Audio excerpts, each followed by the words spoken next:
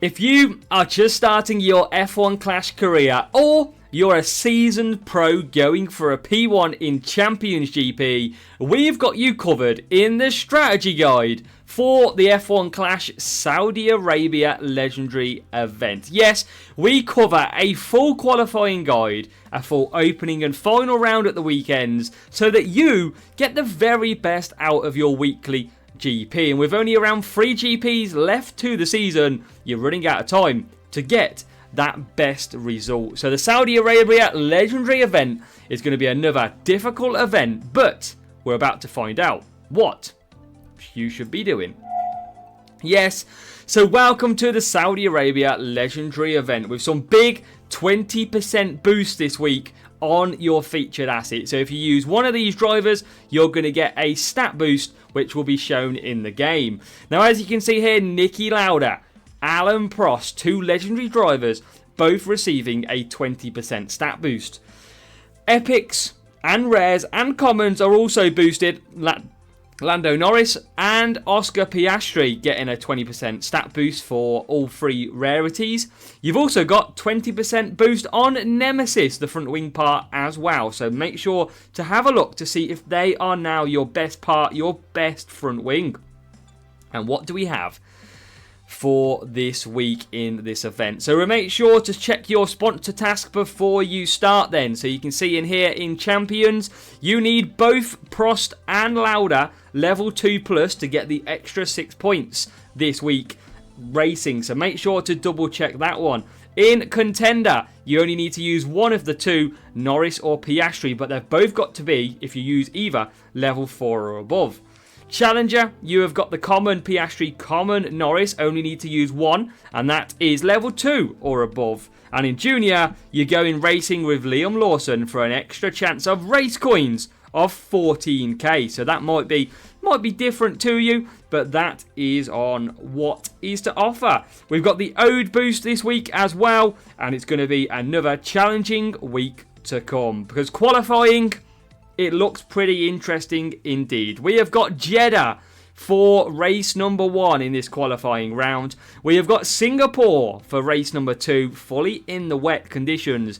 We have got Suzuka for race number 3. And we round it off with race 4, which is Monaco in the wet. So we're about to go across to our strategy guide. Remember, qualifying on a Wednesday is random. Thursday and Friday is more like your groups that you'll be facing on the weekend. So don't give up hope if you don't qualify on the Wednesday. Now, the boosts that we feature are going to cover both of the track stats. There is other boosts out there, but we're just going to be giving you the best information to make this game so much more simple for you. So strategy area, let's go. So yeah, make sure to let me know in the comments which 2 drivers you are going to be running. But here is on the new track map for the new 2 seasons, we're going to be looking ahead. Jeddah and Saudi Arabia first up. Now this is a track that you want speed at. So I would start by building a full speed setup. I would then look at maybe a little bit of qualifying, because this track can be very difficult indeed.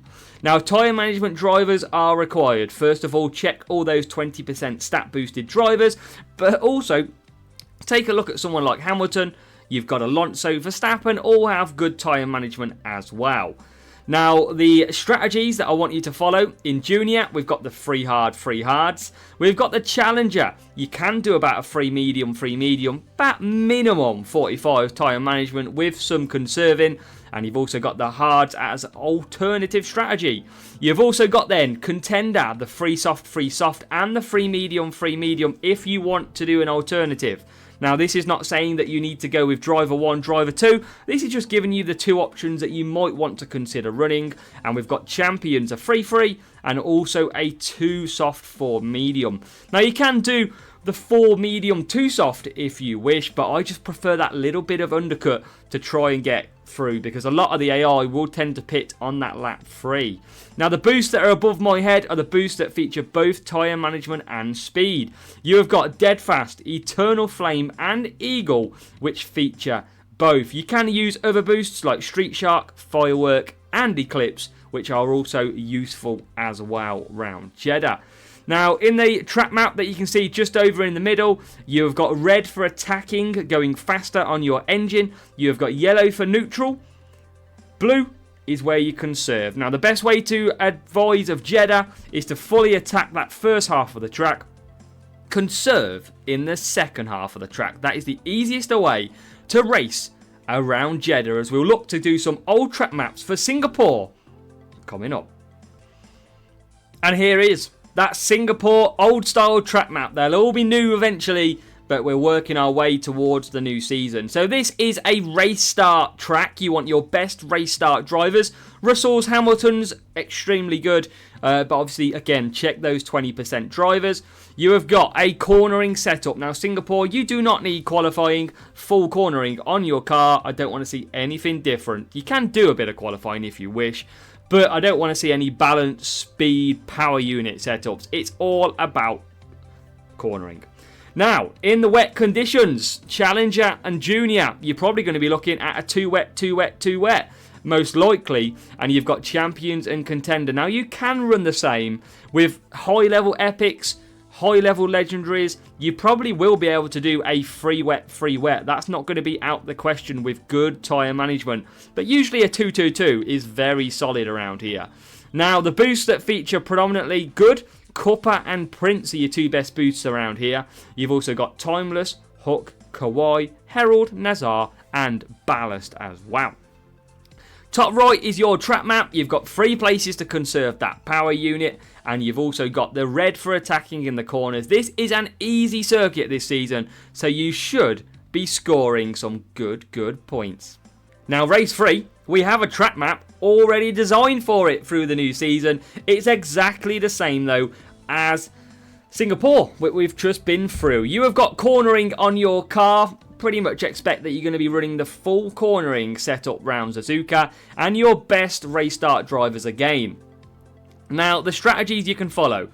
The 2-2-3 and the 3-2-2 in both Junior and Challenger. You've got the 3 soft 4 mediums in Contender and Champions.